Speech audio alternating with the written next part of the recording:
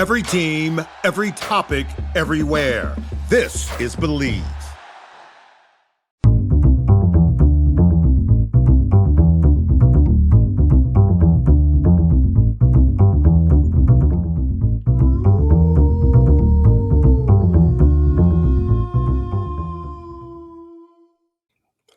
Man, it's good to see you guys again. It hasn't been a while, but it's always good to see you. My name's Jeremy Harper. This is Raising Howl, and we're going to talk about Sun Belt basketball tournaments. They're already underway in Pensacola.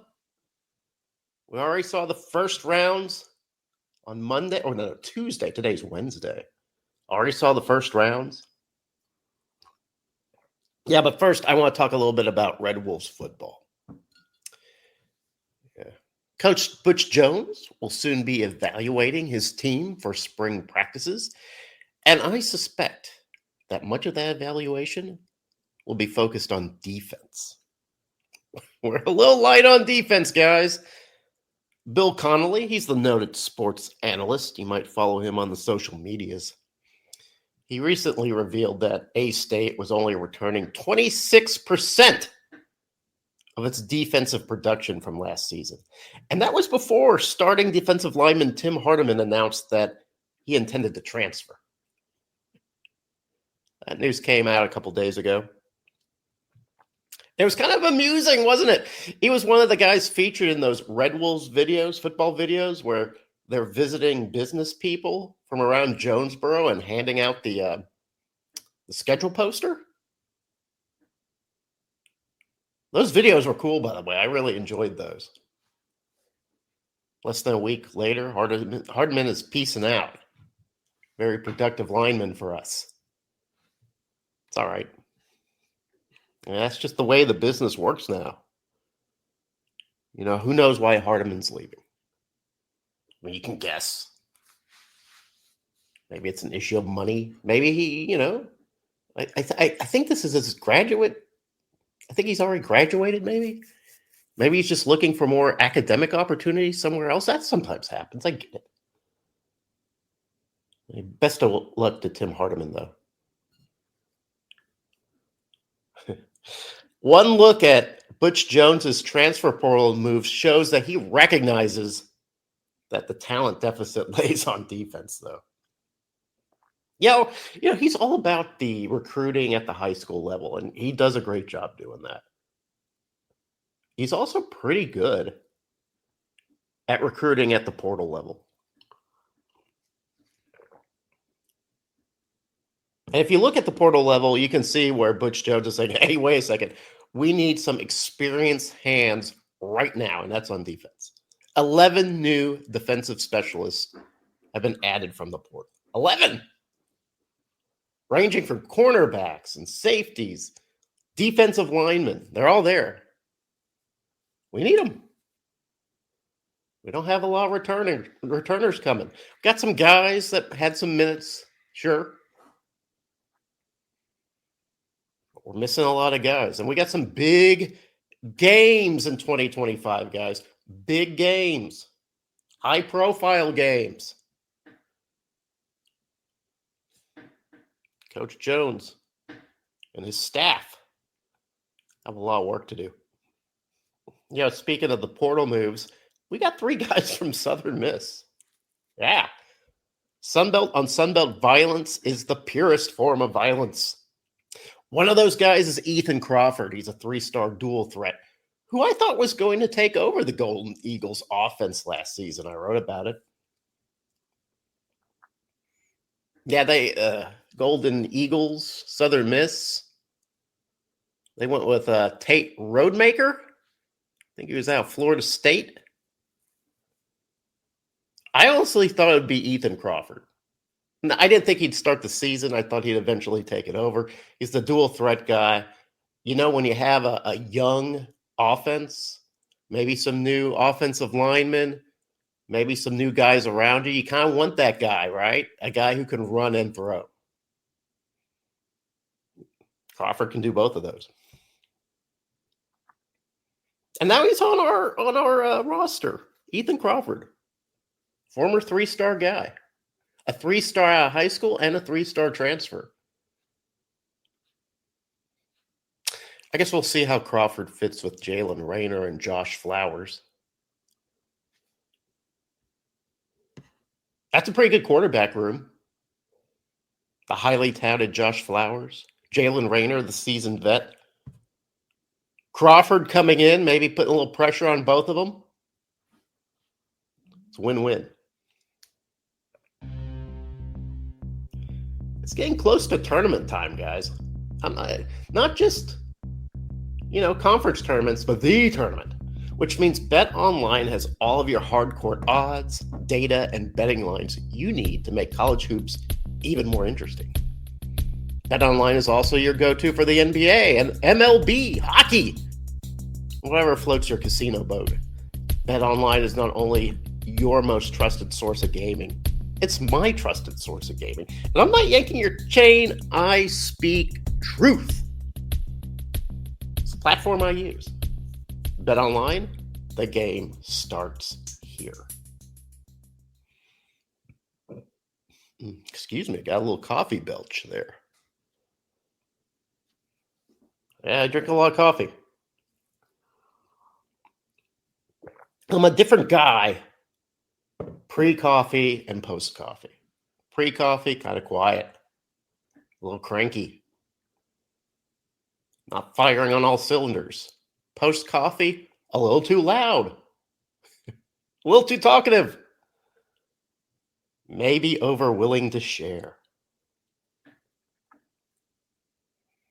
Red Wolves women's basketball heads to Pensacola on Friday. And the men a little earlier, they play a little earlier. The media got to speak to both Destiny Rogers and Brian Hodgson this morning. Yeah, they did a little press conference, let us in. Talk to Destiny first. If you think Coach Rogers is feeling a little cocky, proving her naysayers wrong this season, I'm not seeing it. I don't. Her attitude is consistently upbeat. Even when they were losing all those games last season, just upbeat. I mean, yeah, she'll express some disappointment. She'll talk about some of the deficiencies going on the court, but you could tell that she always is looking forward to the future.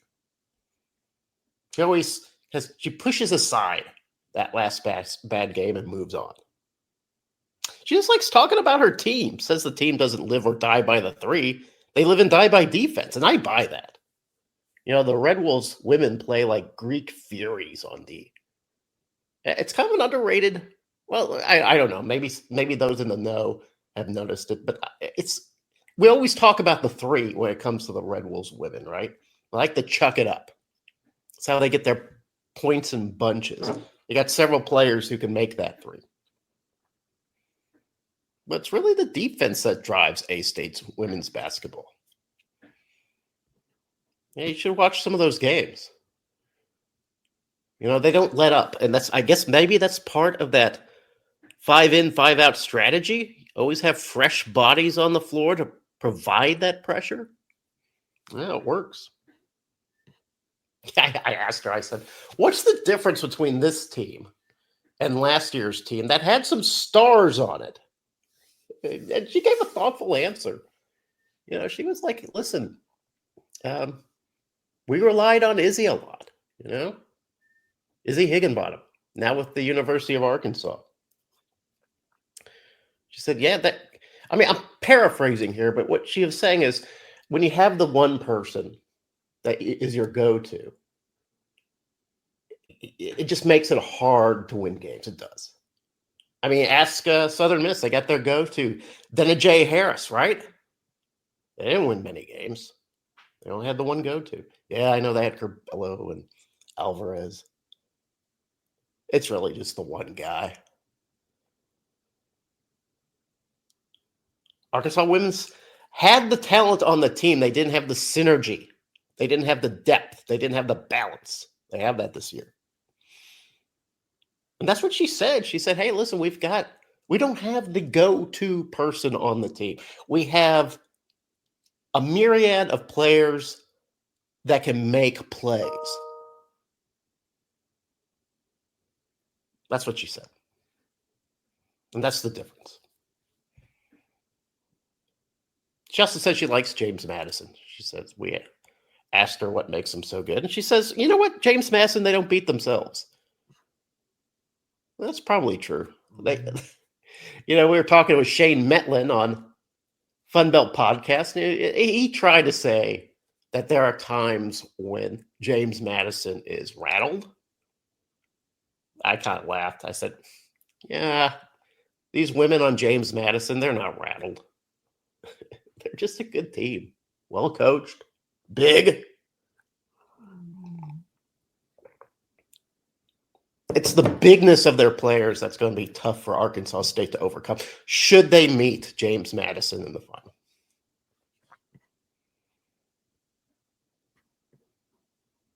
Despite being the 2 seed, Coach Rogers says that going into the tournament, they feel like an underdog.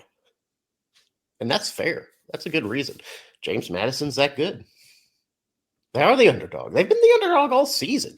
Even when they were winning 14 straight, 15 straight, or how many it turned out to be. They were still the underdog because they were picked 13th in the conference. 13th.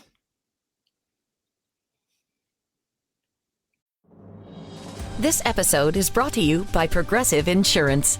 You chose to hit play on this podcast today. Smart choice. Progressive loves to help people make smart choices. That's why they offer a tool called Auto Quote Explorer that allows you to compare your Progressive car insurance quote with rates from other companies.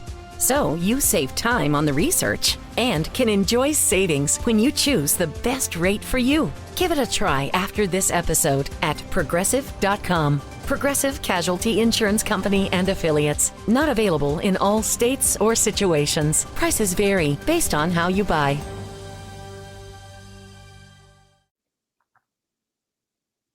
Now, is it really a situation where no one believed in us kind of thing? Yeah, a little bit, I guess. But yeah, Coach Rogers really wasn't playing that up. I mean, she wasn't like, oh, nobody believes in us. It's us against the world. She wasn't really saying that. What she was saying is that there isn't that sort of pressure of being a number 2 seed, even though they are a number 2 seed. I like that. They're going to go in fairly relaxed. But you know what? They're not relaxing in practice. She says they practiced hard Monday. They practiced hard Tuesday.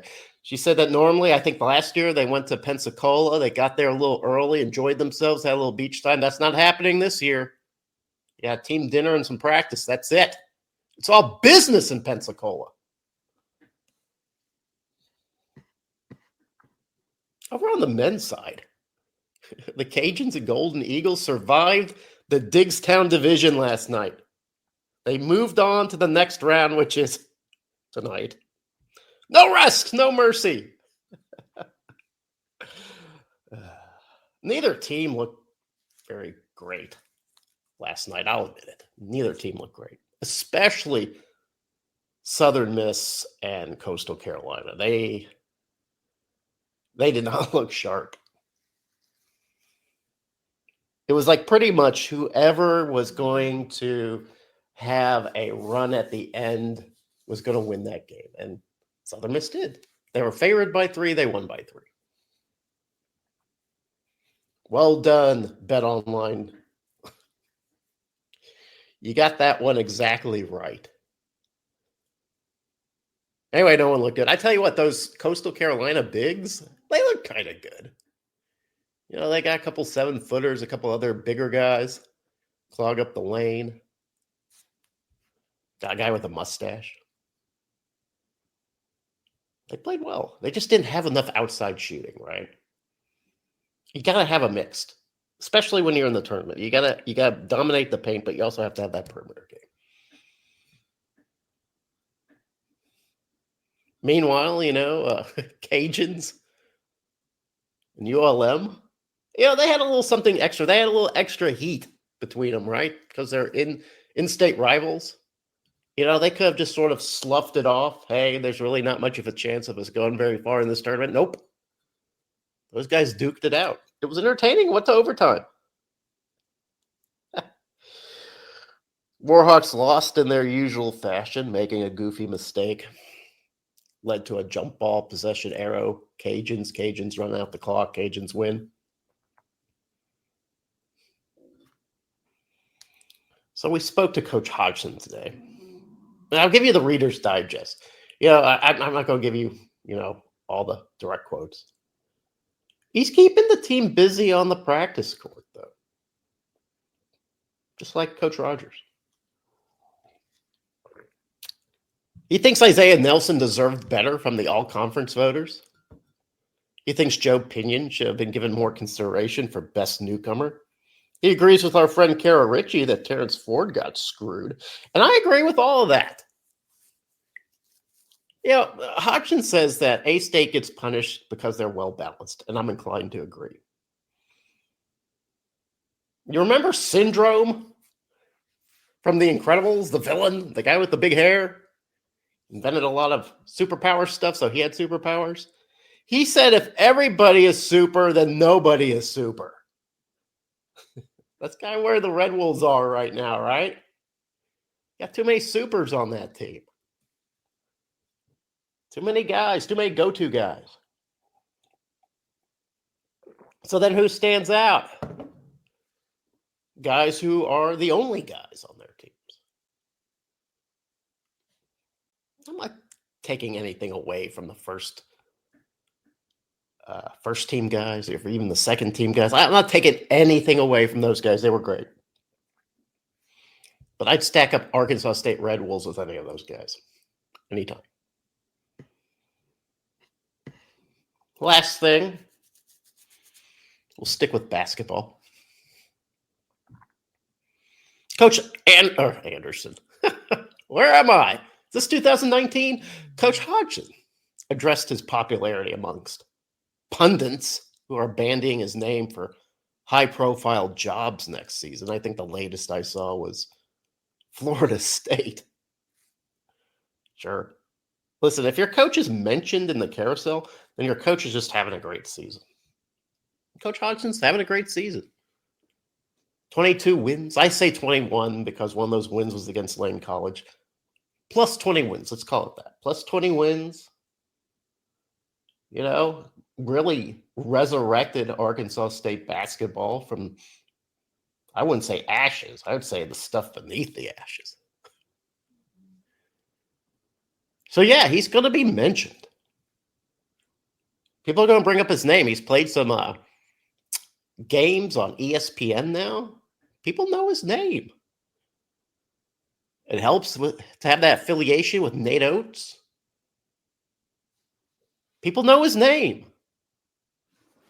It's going to happen. I mean, we saw it with coaches in the past. It happens. Get on the carousel, you kind of hold your breath. Oh, no.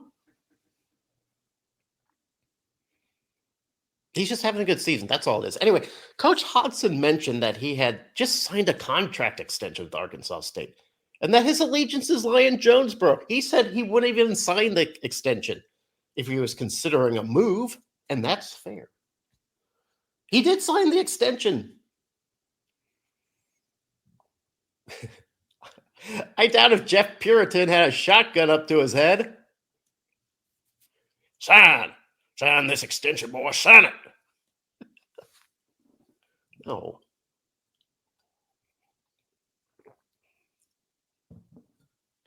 Coach Hodgson likes it in Jonesboro. People like Coach Hodgson. He likes his team. He really likes his team. But what would our reaction be if Coach Brian Hodgson left for another job after the season's end? Personally, I have not always reacted with dignity when a coach left for greener pastures. Yeah, I get mad. I get upset. I hated losing Freeze. I hated losing Malzahn even more. Didn't really care about losing Harsin. I was mad when Grant McCaslin bailed. He also took a couple of our better players. All those guys were one and done. Hodgson at least put in another year of work. He could have been one and done last year. I don't have inside knowledge on that, by the way. I don't know if he was given any offers, but come on. If McCaslin can leave, then surely Hodgson could have left. But since McCaslin left, I've kind of softened my attitude about coaches leaving. Why? Well, hey, man, we're all just looking to improve our situations. We're all living on this earth trying to get a better deal. Hell, Hodgson's whole life story is a man who is doggedly working to improve his situation.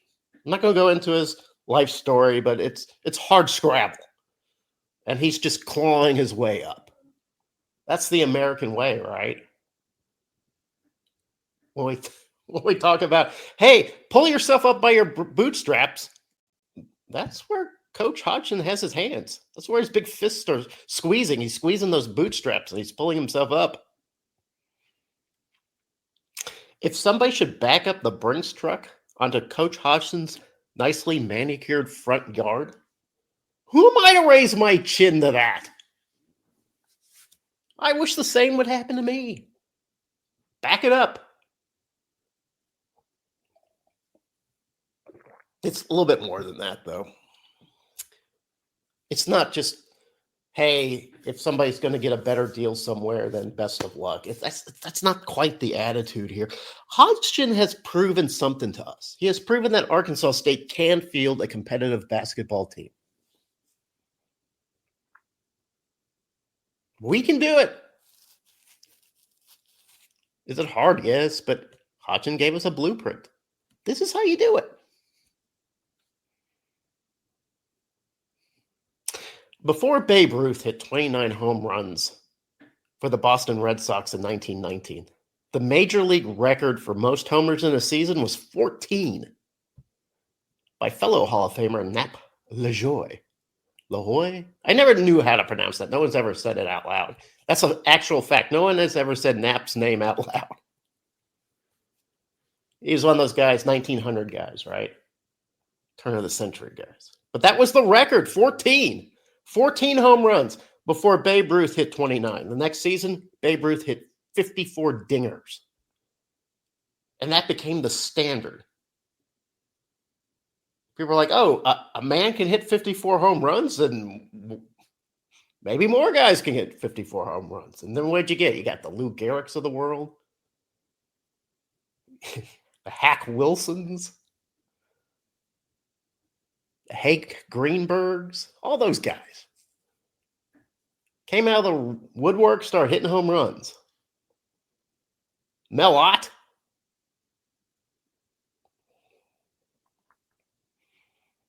Babe Ruth showed us what could be done in baseball. And Coach Hodgson has showed us what can be done with Red Wolves basketball.